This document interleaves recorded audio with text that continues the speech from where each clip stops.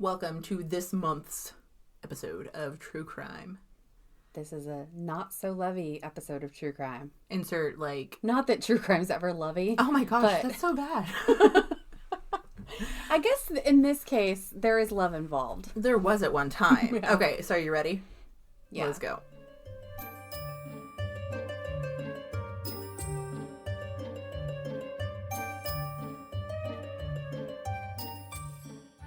Hello, I'm Ash. And I'm Lynn. And this is Only If You Can Keep Up. Okay, so we do a true crime episode. It's either true crime or cold case once a month. And we decided to pretty much start theming. Yeah. Do the themey themes.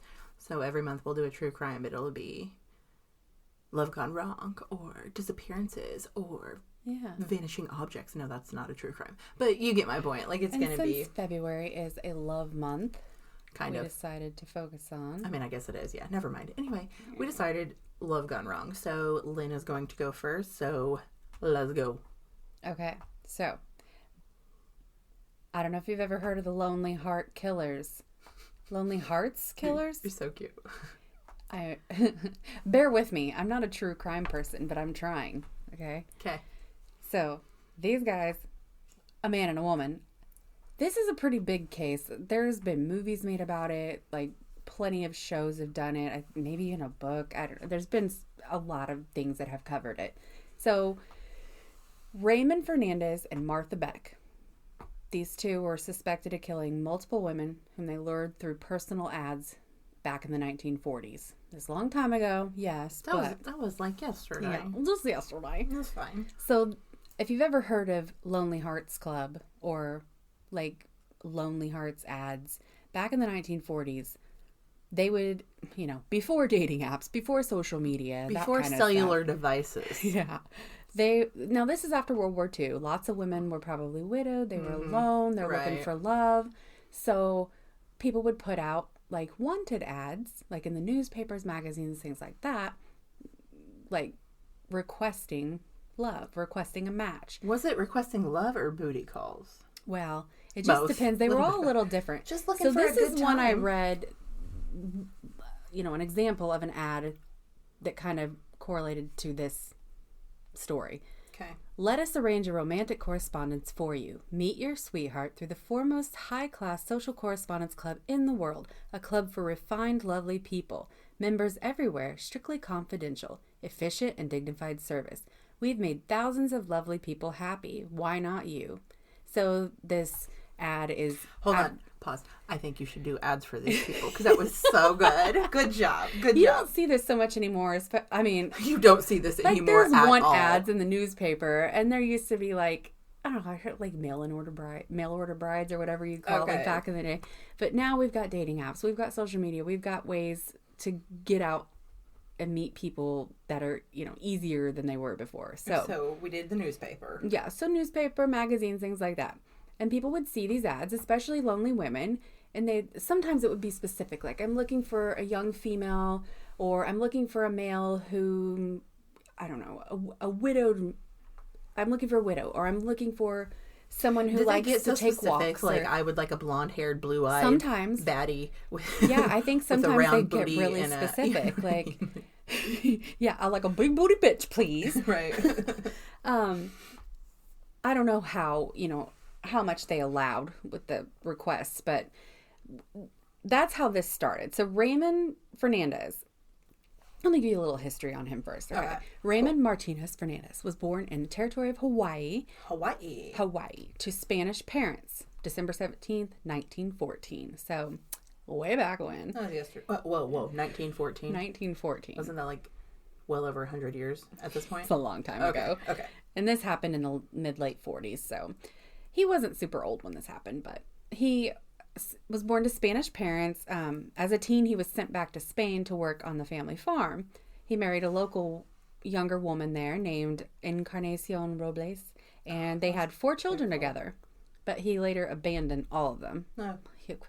He served in the Spanish Merchant Navy and then with the British Intelligence Services during World War II. So this guy had Navy experience. He had intelligence services. He wasn't dumb. And he had ways of manipulating. Yeah, I guess that's maybe where his skills came from. I don't know. But he believes that it was black magic that gave him his irresistible power and charm. Okay. So he was hospitalized after the Navy, or maybe during. He was released, but I guess he stole clothing and stuff, so he was imprisoned for a year, during which time his cellmate converted him to believe in voodoo and black magic. So he taught him how to do all these things. He taught him how to do the voodoo. Yeah. Okay. So Fernandez, he claimed that his power, his charm, his charisma, that all of that was due to his black magic. Okay, so he would lure these women in from prison. Even he would somehow respond to these ads, and once he got out, so he would get a paper in prison and be like, I guess. How did you respond? Did you respond in the paper? I'm not sure. You know? I didn't. Assuming. I just read that it started when he was in prison. Because you can't. It's not like call me for a good time. Yeah, I don't know if they just send a letter back like I will be released on this day. Wait for me or something like that. Okay. Or if he got him to send money. I don't know. But he would talk women into giving him everything. Oh. Once he was out, it started in Spain. They think he actually started it way back when. He'd do this on his own for a while. This was his thing. He would bring these women in, he would charm them, he would love them, and they would just fall head over heels for him, and they'd let him move in, and they'd even plan to get married. I think he even married a couple of them. Oh. And he would promise them the world. They think that everything is just all rainbows and sunshine, and then he'd run off with their money. So I don't think his intention was always to harm them. He just wanted the money. He was just a scam artist. He would probably also go for, like you said, widowed women who probably had the money. Yeah. I mean, not all of them obviously had money, but a big chunk of them probably did. It doesn't sound like he was dumb by any means. Right. He knew what he was doing. But so this woman that he eventually coupled up with, Martha Jewel Seabrook, is who did she answer an ad? She answered an ad. Okay. May 6th of 1920 in Florida is where she was born. She'd always let me start with saying, yes, she answered an ad and initially would have been one of his victims, but they fell in love. Oh. So that's where it started. She'd always been overweight. They talked about her like she was some fat, nasty cow or something. But back in the day, I guess being overweight was not as acceptable as it is now. But well, no shit. The things that they taught, the quotes from back then were terrible. If you look her up, she's chubby, but you wouldn't. I'm not trying to stick up for this woman. She was a fucking murderer, but she was a beautiful thick girl. But back then we called her an overweight fat cow because that's how we were. She hitting puberty early. But I guess she claimed to have been raped by her brother, beaten by her mother.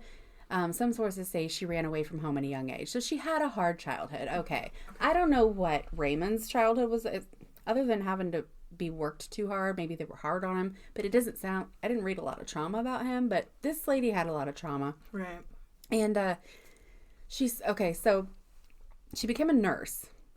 She went to school to become a nurse, but she struggled to find work due to her weight.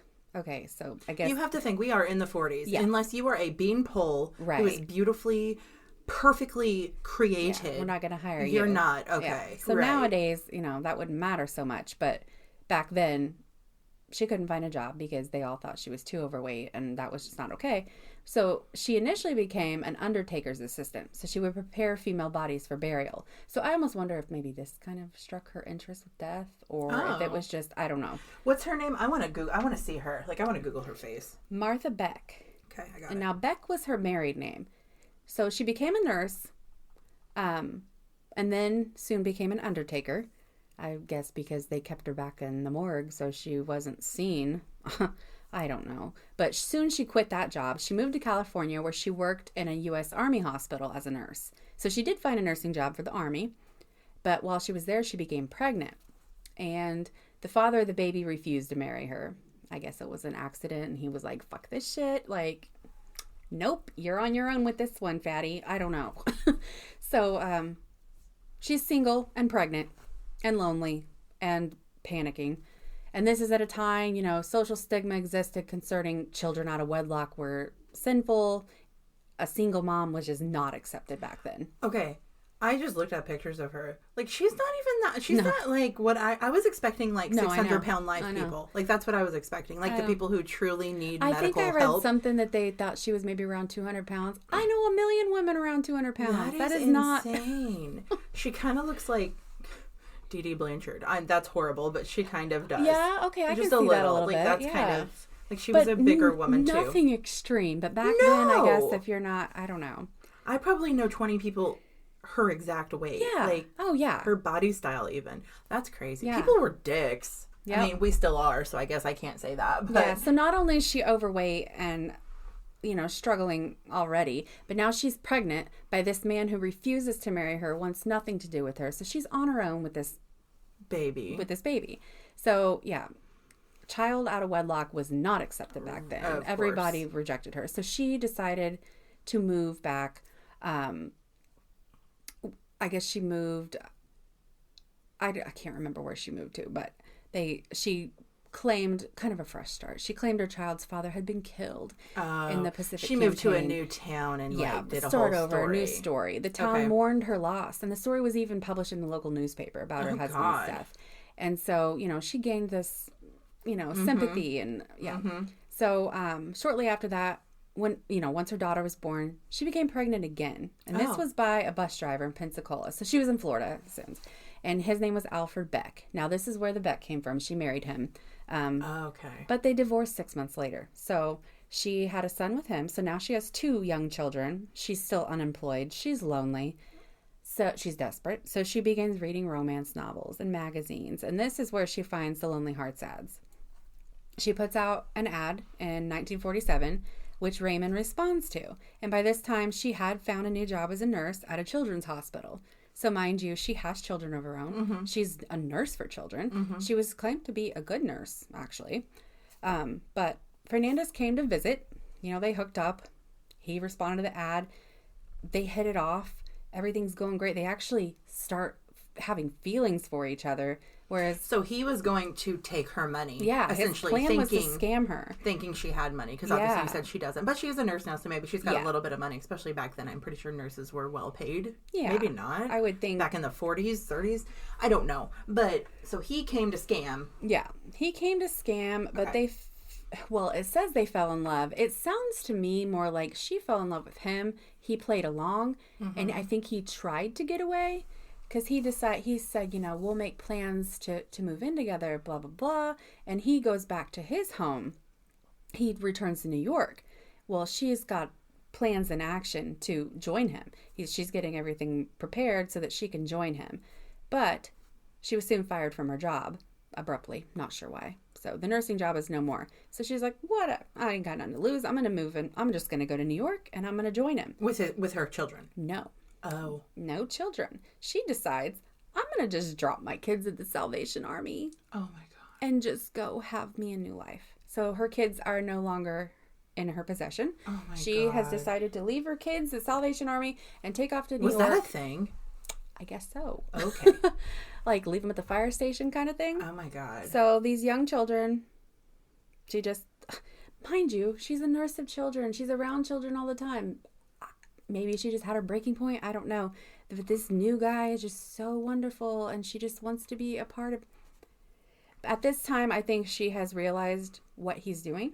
He told her about it. He came out and explained his plans and his ideas and what he does, like what he does for a living. And she liked it. She thought it was really cool. She thought it was interesting, and she wanted to be a part of it. So she meets him in New York, shows up at his door. She caters to him. She adores him. She does everything for him, and he eventually starts loving this. He loves being cared for. He loves being worshipped, So technically he loves her too. So they're a pair now. They're going to start doing this together. They're going to join up and make this a thing. We're still talking about just scamming women. Yeah. Okay. We're just scamming women. Okay, we haven't reached the case of... Right. We're just responding to the want ads. Right. And we're going to meet up with these women, but we're going to pretend we're brother and sister. So they travel across the country doing this. They pretend they're brother and sister because, one, when the woman meets him, you know, she doesn't have to be so scared. It's like a security thing. Like, oh, well, his sister's with him. You know, his cute chubby sister. I was wondering what their, like, play was because, like, if I meet somebody, why do you have your sister with you? So, like, these women would, you know, they'd date and they'd get together and then, oh, well, you can come stay with me. Well, can my sister come too? And then they'd feel safe because the sister's there. Well, or they'd come stay with them and, oh, well, your sister is It's like here. the perfect, really the perfect storm, honestly. Yeah. He would lure them in and he'd gain their trust. Some of them, he took it really far. Like they were engaged to be married or, because I don't think they ever actually married. He and Beck never actually got married. So I think he could legally marry some of them. Okay. Some of them just were completely oblivious, had no idea. They're just like, oh, he's such a sweet, kind man and his sweet sister and, you know, everything's fine. So this happened. They think that there were 17 to 20 cases that this happened. They think they may have killed 17. Oh my God. But only a couple we're positive about. So this is where it starts getting violent, okay? They start letting these women stay with them or they stay with other women. And Beck, Martha, is that her name? Yeah, Martha. Oh my gosh. Martha Beck. She does not like the idea of him sleeping with these women or having an actual physical connection. So she gets jealous. She gets ragey. Sure. She gets irate. Like, you cannot actually touch my man. You know, like, I can't go that far. So this is when it starts. She walked in. I guess they had an apartment in Long Island, New York. And a 66-year-old woman named Janet Faye moved in with them. And they were actually engaged. So Fernandez and Janet Faye became engaged. So mind you, he's not, like, he's a lot younger than her. So she moved in, Janet moved in with the brother and sister. Yeah. Okay. Or at least, I know she moved in with him. I assume they were living together. It just said the Long Island, New York apartment. Okay. So I assume they were all living together. Right. But she walked in to them in bed together. And like sex or sleep? Assuming sex? I assume sex. Okay. Because this is when they said that she lost her fucking shit. Okay, so I'm going to say brutally hit Janet over the head with a hammer. And then Fernandez was like, shit, what are we going to do? She's not dead. So he strangled her to death. So then they both fled. And I assumed this is when it started, but I saw that there were possibilities of him all the way back in Spain killing women. Like when it went wrong and he panicked, like he wasn't against taking them out. Right. But they couldn't prove all that. Right. So yeah, it started with Janet Faye. It was a team effort. They're a duo. Team. Like, I'm going to hit you with a hammer and he's going to strangle you and then we're just going to go. And then their actual arrest came in 1949. They had been staying with a young widow. Her name was Delphine Downing, and she had a 2-year-old daughter. And now this was in Michigan. They were actually arrested in Michigan. Downing was charmed by Fernandez and just, absolutely adored him, trusted him, allowed him to move in with his sister. But it didn't take her long to become suspicious. Like, she started picking up on something's not right here. And I guess he was already starting to kind of hint that he wanted money, things like that. And she wasn't willing to give it to him. Right. And he was starting to panic because she's suspicious. And when she became a little restless or started asking questions, he would give her sleeping pills to calm her down and shut her up. Oh. So when she was unconscious, her daughter would get upset, obviously. A little toddler, like, mom's not waking up. What's going on? So she would cry, she would scream. And this would enrage Martha. Martha just couldn't fucking stand it. Even though she's a nurse and worked with children and had children of her own, she could not fucking stand this child to be screaming. So she strangled her. She lived through that, but left a lot of bruises. Okay, she lived through that. She left a lot of bruises. And this is not, no. I can deal with this stuff, but when kids are involved, it's I don't like the kids either. So I won't go into too much detail with it, but they were concerned that the mother would be suspicious of the bruises, so Fernandez decided to shoot the mother, and Beck got to a point, I guess they were just going to let the daughter live and take care of her, but after a few days she couldn't take it anymore, so she drowned the daughter. Okay, so her children are so much better off at the fucking Salvation Army. Right? Okay. Exactly. Yep. So they hid the bodies in the basement. Fucking little baby. Yeah. Fucking horrible. I mean, poor women, but like... Horrible. So, yeah, they hid the bodies. They were actually arrested and they confessed without hesitation, almost like they were proud. Like, I don't know. A lot of people do that.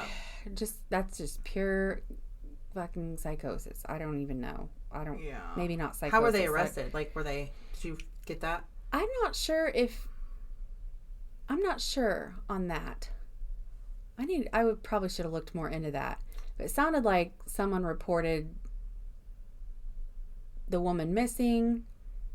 What's weird is, okay, it said that they confessed, but they were only actually charged with the murder of Janet Faye. So I don't know how they couldn't prove. A lot of times they do stuff like that in the sense of, like, you killed 10 women, say, but we're only going to charge you for one because the sentence for that one is long enough to equal all those. So even though you weren't charged for the women, because we can't put you in prison for 300 years. Yeah. That makes sense. Is enough to get you in prison for the rest of your life, what it was. Kind of thing. Because they were suspected to have killed, like I said, up to 20 women total. Between 1947 and 1949, they think they killed almost 20 women. But they were never actually found guilty other than the one. But they were sentenced to death together. So they were extradited to New York. Fucking poetic. Right? Okay. So extradited to New York, sentenced to death, where they were, they went on trial. This is where they got the name the Lonely Hearts Killers, because they were together, blah, blah, blah. So in Sing Sing Prison, New York, 1951, Fernandez was 36, Beck was 31. They both died by electric chair. And evidently they were confessing their love for each other in their final moments. How fucking sweet is that? Absolutely not. They're scum. Right? They're fucking scum. Horrible. I fucking can't. People are so fucked. There's so much more on them, but I wish I would have done more details, but I want to watch there's a movie, I think it has Salma Hayek and maybe it was John Travolta as an older, like 20 years. I want to watch that. Yeah. But I don't know how they can portray. I don't know. I'm just curious. I would like to watch the movies and just see how they portray them, because it's an interesting story. They're all interesting. They're all fucked. People are awful. And like, what causes you to do that to a child? Right. Like, you had children, like you said, and you had like a whole ass job where you took care of. And she was said to be a good nurse. Like, she obviously cared for the kids. She could control her shit at work. That was probably her one friend that said that. Probably, and the rest of them were like, she was awful. I don't know, obviously. I don't know. So fucked up, all of it. I just like, how did they get away? They probably got away with it because they moved around so much. Like yeah, they kept went to Michigan. Moving. They went to. Yep. That's probably why, because and they had just enough money. You had to keep moving and keep going. And especially back then, we didn't connect things right. that were out of state. You didn't have all your stuff. We still today don't connect things properly that are out of state. Yeah, and it's 2025. Yeah. So in the 40s, if something happens in New York and then it happens again in Michigan, right? There's no way on this planet those two stories would cross. Yeah. Unless the cop just happened to be in New York and read a paper. You know what I'm saying? So back then, I'm sure it was quite easy to just hop around and do what you want to do. 100%. So yeah, they got away with a lot, but they really didn't in the end, because in their 30s, they were dead in the electric chair. So they got what they deserved, but I guess they were just like, I love you so much. Oh God, please don't. We did this in the name of love and whatever. I don't know. No, they didn't. That is all for the Lonely Hearts Killers, so... Okay, so I did the Suitcase Killer. I love how the paper names all these people. Yes. Like, it's always so dramatic, but it's also horrible. People should not be named. You should not be given a name. If you kill people, you should not be given a name. Like, oh, let's give them a cutesy nickname because they're so famous now. I get the idea behind it. Like, we've got to identify, like, there's a Night Stalker, the Zodiac Killer. Yeah. Like, so many. But it makes them famous. That's what they want. They want to be famous. And it gives them the edge or whatever. Okay, so... The Suitcase Killer. Dun, dun, dun. I haven't heard of this. I hadn't either. Fucking shockingly. That is surprising. Okay. Melanie McGuire was this lady's name. She was born October 8th, 1972. She grew up in Ridgewood, New Jersey. Okay. She's from the Jersey. This is a little more recent than the 40s. 72, yeah, just a little bit. She was a double major in math and psychology, and she graduated in 1994. Oh, so she's smart. She's very smart. She decided that she wanted to be a nurse. Another nurse. But it's not. Okay. She wanted to be a nurse. She started going to school, nursing school, at the Charles Gregory School of Nursing. She graduated second in her class in 1997. While she was in nursing school, she was working at a little restaurante to like get her through school and all of that stuff. That's actually where she met Bill McGuire. Her name wasn't McGuire. Her married name is McGuire. Didn't write down her other name because I didn't think about that because I'm not good at this either. So, she met Bill McGuire. They dated for 2 years. Everything was great, head over heels in love. I saw a couple different accounts where like they were both fucking nuts, pretty much. Both of them were crazy. He was an arrogant, hot-headed asshole, and she was a manipulative bitch. But then I also read other things that said they were the happiest, most sweetest couple you will ever meet. Yeah. So I don't know which story to take on that. I'm just going to put them both out there. I'm sure they showed a different side to different people, too. So, right. I mean, I know plenty of couples that I'm like, I know how they really are. And then everyone's like, oh, they're so cute together. And the closer ones know the true fucking people kind of thing. In 1999, so 2 years later after they started dating, they finally did get married. That same year, she started working as a nurse at a reproductive medicine associates. So she was working for like the top fertility clinic in the United States at this time. She fucking loved her job. She loved everything about it. In the next 5 years, they had 2 small boys, and they seemed, like I said before, to have the perfect life in New Jersey. She was still a nurse, and he was a computer programmer. They didn't have a crap ton of money, but they had quite a bit of money. A computer programmer, especially in 1990. Things are still new. And 1999, but still like... Not a lot of people in that field. Exactly. He made a pretty decent living. They did live in a tiny 2-bedroom apartment with their 2 young sons. So they actually decided in 2004 they need a bigger house. Well, she wanted a much bigger house. Like she wanted the house. She said, "Go big or go home." The fucking house. And big. So Bill, he's 39 years old now. He actually, put a $500,000 down payment down on a new house in April of 2004.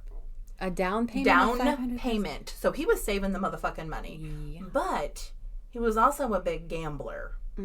So I think that's a big way he got a lot of money, and they fought apparently a lot. But that didn't really come out until later, the fighting. They were happy. They had neighbors that were friends. We had barbecues behind together. Closed doors, a lot. I mean, they live in an apartment building, and I didn't see any claims of extreme arguing or anything like that. So here's where shit turns south. Okay? We're happy, but we're not happy. We're assholes, but we're not assholes. You know, it's a pretty average story up until now. Yeah. On April 28th, which is right after he put this deposit down on this brand new huge ass house in 2004, Melanie claimed, this is all the claim, that Bill got extremely violent after getting into an argument about the new house. He wanted a different house. He didn't want to spend that much money on a home. She wanted the extravagant. She wanted the big, the bold, the beautiful. She wanted all that. He didn't. He wanted a smaller, more confined. They lived in an apartment for 5 years. Why do we need a mansion, essentially? Yeah. But whatever. Apparently, he had pushed her up against a wall, hit her in the eye so hard that if he would have actually closed her fist, he would have broke her eye socket. And tried choking her with a dryer sheet. Oh, dryer sheet. A dryer sheet. Wow. I had so many questions about that. Like, would that not just rip? Did he stretch it? I mean, they're pretty stretchy. They are pretty stretchy. Stretch it out. And strong, I guess. Or did he, like, shove it down her throat? I don't know. One of the little boys, he was 2, actually walked up to her, and they stopped immediately. She grabbed both of the boys, locked herself in the bathroom, and she says that he screamed as he was packing his suitcases to leave. He screamed that he was leaving, not coming back. Tell the children they no longer have a father, and it's your fault. Wow. This is all her claim. Let me just say that. This is all her claim. No one else was there. Like I said before, this was an apartment. Nobody reported any yelling, screaming, anything. Nobody reported. The children are probably too small to... One was 2, one was 3, I think. 3 or 4, too right at 4. Too little to really... So there's no way they could do anything with those babies. The next day, she did go and file for divorce, and she attempted to file for a restraining order. She got denied this restraining order, though. I don't know why. She did not file for a missing persons report. That was never filed in the case of this man, which is now essentially missing if you didn't get that little part. So on May 5th, 2004, a week later, 7 days later, a suitcase was discovered by 2 fishermen and their children in the Chesapeake Bay. They're fishing with their kids. Okay. 2 men are fishing with their boys. They see a suitcase. They roll their boat up to it. They reel that bitch in. Well, I think they hooked it in or whatever. There was a dismembered legs that were cut off at the knee inside. So it's just from the knee to the toes in this suitcase. The body parts were wrapped in a trash bag in the suitcase. It was a green, just literally think of a normal luggage you would buy at the store. Like, that's what it was. Yeah. Okay. On May 11th, which is 6 days later, another suitcase was found on the beach, like washed up on shore by a fisherman, on Island National Wildlife Reserve. I'm sorry, that one wasn't a fisherman. That one was a graduate student. He was cleaning litter up for the community with a group of people, and he found the suitcase. Opened that bitch up. This one had a head and a torso. Oh, boy. Yes, both had bullet holes in them. Oh. The head had 1, the torso had 2. Okay, and this suitcase is identical to the first suitcase, still wrapped in trash bags. On May 16th, 5 days later, the very last suitcase was found. It was floating in the water near Chesapeake Bay. Again, another one floating near Chesapeake Bay. This was another fisherman. It was just a single fisherman found this one. This one had a pelvis and arms in it. Okay, so these suitcases, whenever, I don't know about now, but I know when I was a kid, I have them now, like as an adult, like in my closet at home. It's like you have the big one and then the little bit of a smaller one and like then a little bit of a smaller one that go inside of each other when you storage them. That is what these were. These were a set of 3. The smallest one had the arms and torso, or I'm sorry, the arms and pelvis, because that's the smallest parts they had. Okay. And then next bigger. You get the point. Yeah. It is a set that goes together. The police, after all of these body parts came into the morgue, we were able to get a sketch. We're going to sketch and see what this guy looks like, and we're going to put it out there to the world. An acquaintance of Bill McGuire recognized him in the papers and on the TV and everything, and he identified the body, and it was definitely Bill. Obviously, he probably didn't exactly look like Bill, but it was Bill, especially from the sketch. When the police told Melanie, they went over to her house and told about Bill's body being discovered in suitcases. She seemed like pretty upset, but one report that I read said one reporter was like, there was not one tear. Like, she was screaming and like, oh my goodness. But a couple other things I read said it looked like an act. It did not look true. It did not look anything like that. But that's all. People take things differently. You can't really go by that by any means. Yeah. So whenever you start an investigation, you always start with a murder weapon. We know there were bullet holes, so let's start with that.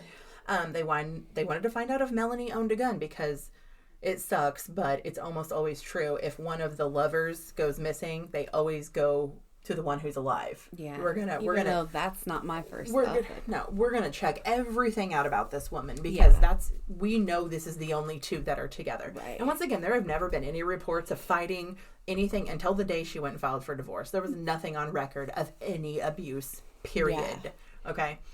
So they wanted to find out if she had ever owned a gun, or him. Well, he had not. He had never owned a gun in any state, them or surrounding. They started in Virginia, then they checked New Jersey's registry, and then obviously nothing. Well, they decided, at like a last-ditch effort, let's check Pennsylvania. It's a little further, but we're going to check it because they have laxed laws. Like, most states have crazy-ass gun laws. Pennsylvania's, at this time, were like null. Like, you can walk in and buy one and walk out kind of thing. Of course, she had bought a gun. In Pennsylvania, it was a .38 caliber handgun on April 26th, 2 days before he had disappeared. 2 days before he disappeared. They obviously questioned her. Like, what's up, buddy? Like, you do own a gun. They asked her, and she said, no, I don't. They asked her. No was the answer. So they questioned her, and she said she purchased the gun for Bill. Bill was with her because he had a felony conviction from a bad driving record. Yeah. Which did not allow him to own a firearm. Okay, cool. He did have a felony conviction for a bit. Like, that was true. So she, it checks out, She did become the prime suspect after that, because she said no.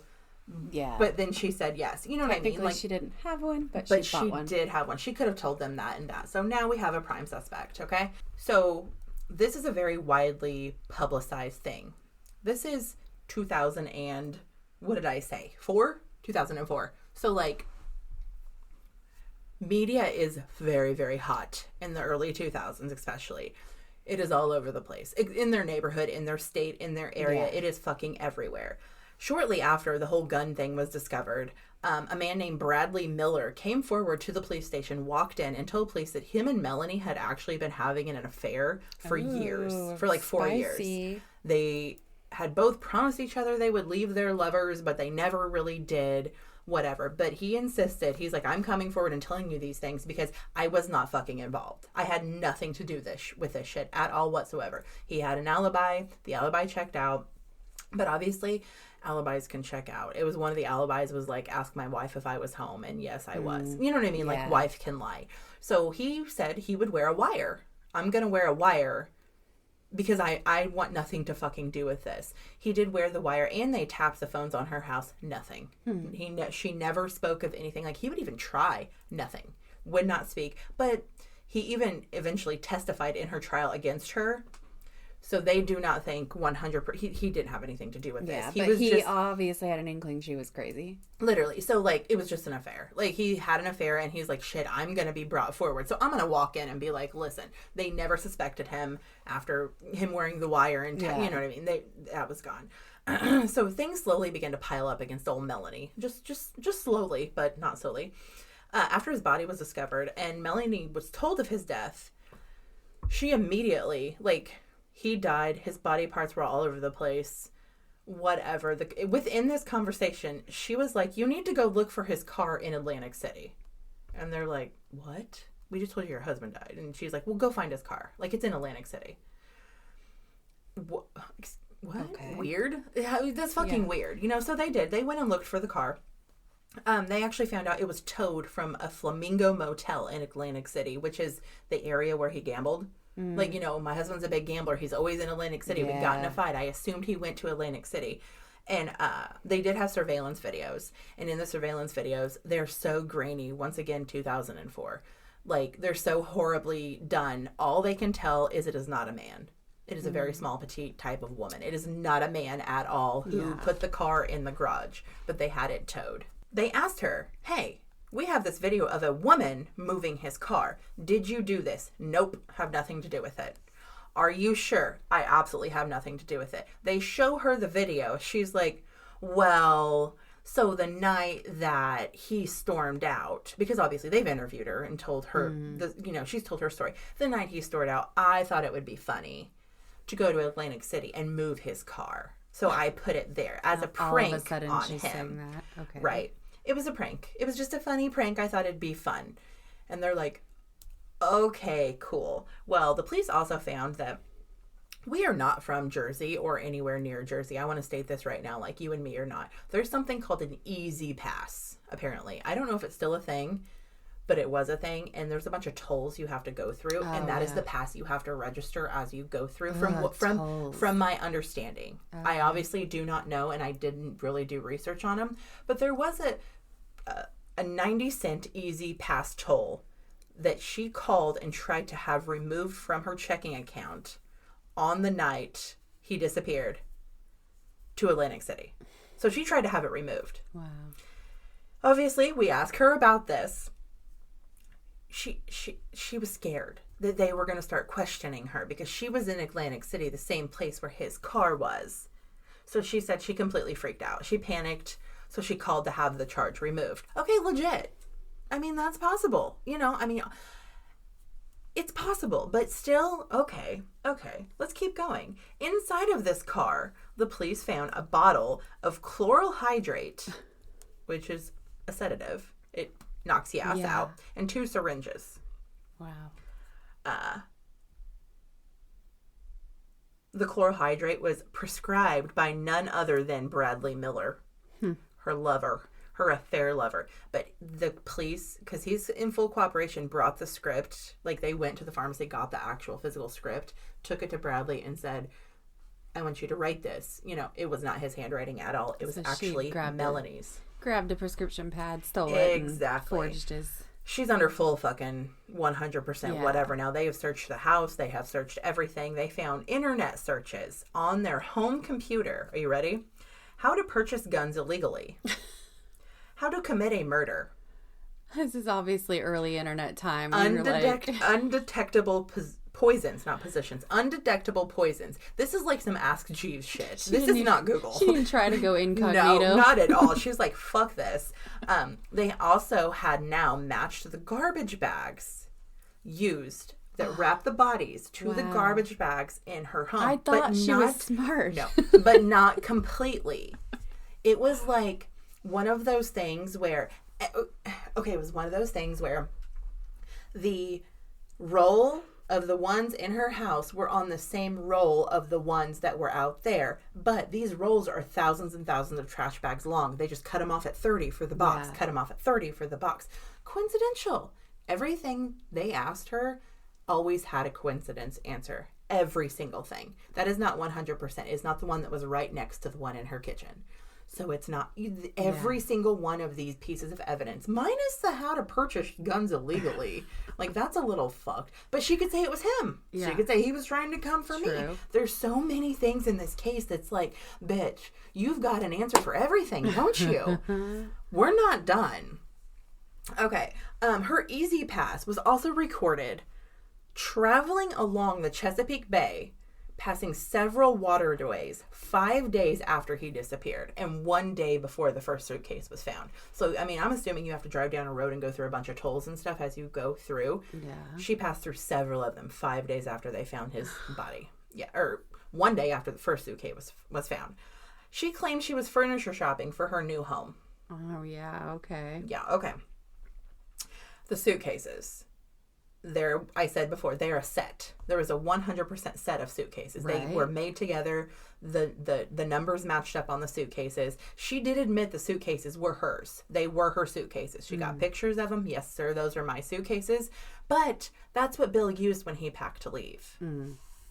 Right? Another concept, she always had the perfect alibi for every single thing. But the thing is, the alibis could actually fucking be believable. Yeah. Like, seriously, it's like this huge coincidence fuck on her part. Like, that's what she's trying to make the world seem. Just the fact that she's all of a sudden has all these new things that she didn't say before should be enough. Well, okay.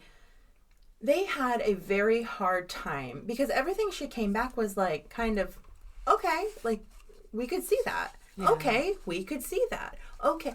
They had no life insurance. So she was getting nothing from this. Yeah. Like, absolutely nothing. Some people said, okay, well, they looked into what if it was to be with her lover, to be with Miller, Dr. Miller. Miller said he was never going to leave his wife. And he straight up told her, I will never leave my wife. This is fun, but I'm not leaving my wife. So there was no plan, per him, that they were going to leave. Like I said before, they searched the fuck out of her house. They had to at some point. Not one evidence, not one drop of blood was found in that house. No, nothing was. He was dismembered. Fucking blood would be everywhere. And I am sorry, I don't care if you're Dexter fucking Morgan. There's always a drop somewhere. Somebody, especially. I mean, she had the syringes, so maybe she took him somewhere. That's exactly. But still, there's no evidence in her home. Yeah. There's no evidence in her car. There's none of that kind of evidence that 100% says, guess what? That's you. Until the fucking smoking gun came.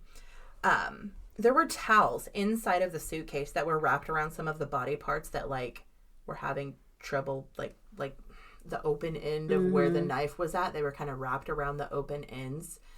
Those body parts were 100% traced back to the fertility clinic that she worked at. What? So that's you can't. What are you gonna say? Right. Bill did it, or not Bill. I'm sorry. Miller did it. Bill's the one that was murdered. Miller did it. No, like, he's already cooperating in there fully with. You know what I mean? So on June 2nd, 2005, more than a year after he was missing and murdered, she dropped her kids off at daycare. The police were waiting for her, like, around the buses in the parking lot. They came out. She walked right with him and said, okay, let's go. Like 100%. They charged her with first-degree murder, but she made the $750,000 bail. Wow. She made it. She was out free. Where's all her money coming from? I have no fucking clue. Right after she was released, the police started receiving anonymous letters from someone who claimed to be the real killer of Bill McGuire right after she was released from jail. They were written by a person who claimed to be a co-worker of Bill's sister, Cindy.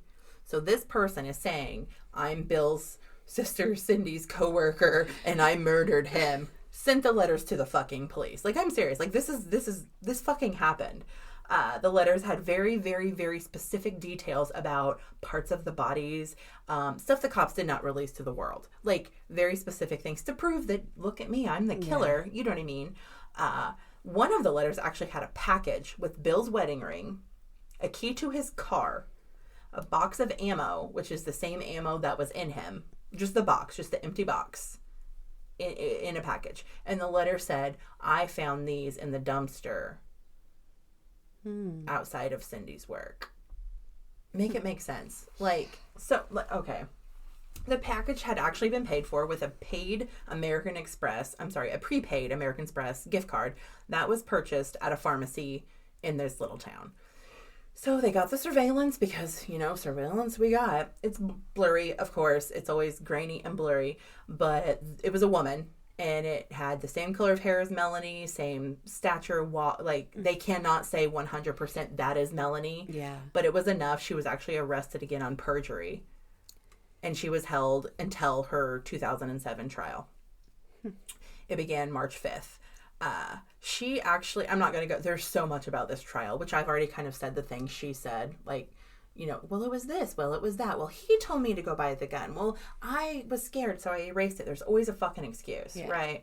Well, she actually said someone from the mob murdered him. That was her story. Someone from the mob, because he was so big into gambling and he owed so many people so much money. Someone from the mob must have got him that night and murdered him and then tried to frame her. And at first, that's what I would have thought until you started talking more about the stuff that came out about her. It is her. this is what, 3 years later. I'm just wow. And she didn't get arrested for a very long time. Fucking insane. On July 19th, 2007, she was found guilty of, ready? First-degree murder, perjury, desecration of human remains, possession of a weapon for unlawful purposes. That is what she was charged for. All of those things. She was sentenced to life plus 5 years and would be eligible for parole after 66 years. Yeah. Wow. She would be 101 years old if she went for parole. That's the time. That's how old she would be. How does at life parole. Plus 5 years work? I don't know. That's fucking weird. That. I don't get that either. To this day, right now, she 100% still claims she is innocent.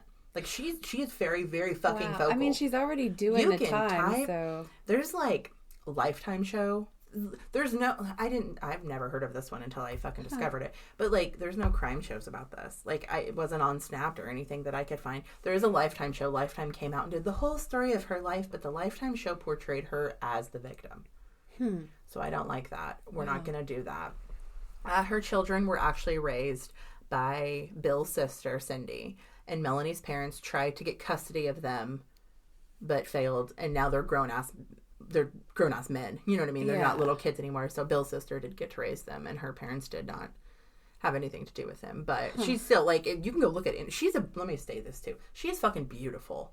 She is a gorgeous human being. But, she is innocent. And, oh, my gosh. It is insane. So I wanted to say...